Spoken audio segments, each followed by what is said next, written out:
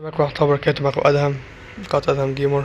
النهاردة هنعمل عن لاعب اللي هو كرويف أيكون طبعا، يعني قديم جدا، من باكج تقريبا كان في بيس 2021 أو 2022، مش متذكر أوي. بس المهم إن كرويف طلع لي. كرويف صح من أقوى اللعيبة، طاقاته حلوة جدا، بيلعب في مراكز كتير، بيلعب تقريبا في كل الهجوم. طاقاته حلوة جدا، بالانس وحاجات كتيرة طبعا، عنده أغلب المهارات يعني مع الدبل تاتش. هو لاعب جامد جدا، وايه يعني هتشوفوا كل ده في الفيديو. لاعب خفيف وسريع، تسديداته حلوة. هتشوفوا ده كله في الفيديو وان شاء الله يعجبكم.